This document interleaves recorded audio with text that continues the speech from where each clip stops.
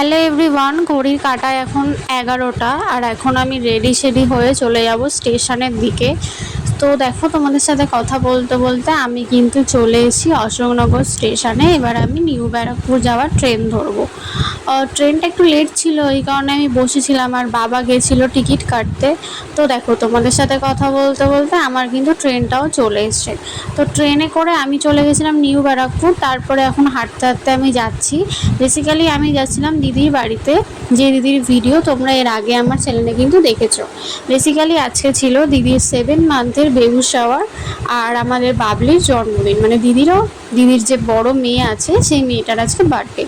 তো দেখো, এখানে জেঠু বাবা সবাই এখানে দিদিকে আশীর্বাদ করছিল। আর এখন হচ্ছে দিদি খাওয়া দাওয়া করতে বসবে, তো সেটারও আমি একটু ক্লিপ তোমাদের সাথে শেয়ার করলাম।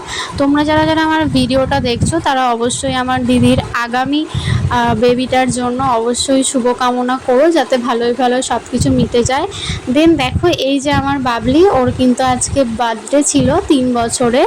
তো এখানে ওকে আমি একটু উইশ করে দিলাম, ওরা আমাকে ভালোবাসা জানিয়ে দিল। তো যাই হোক, এখানে হচ্ছে রান্নাবান্না হচ্ছিল। এই জেঠুটাই কিন্তু সমস্ত রান্নাবান্না আজকে করবে লাঞ্চের, আর এখানে ছোট্ট করে একটা খাবারের অ্যারেঞ্জমেন্ট করা হয়েছিল। তো দেখো, আমি বসে পড়েছি খেতে। তো প্রথমেই দিয়ে দিল সাদা ভাত, তারপরেই দিয়ে দিয়েছিল আলু পোস্ত, আর আলু পোস্তটা খেতে ভীষণ ভালো হয়েছিল। তারপরেই পাতে পড়ে গেল মাছের মাথা দিয়ে মুগ ডাল, এটাও কিন্তু খেতে বেশ ভালো হয়েছিল। দেন পড়ে গেল পটল চিংড়ি, আর চিংড়ি মাছগুলো দেখে তো আমার ভীষণ ভালো লাগছিল, আমি অনেকগুলো চিংড়ি পেয়েছিলাম। তারপরে পড়ে গেছিলো কাতলা কালিয়া। আর তারপরে দেখো, আমরা যারা যারা খেতে বসেছিলাম সবাইকে আমি একটু ভিডিওতে দেখাচ্ছিলাম। আর যে দিচ্ছে সে কিন্তু আমার নিজের জামাইবাবু, তো সেই এখানে দেওয়া করছিল।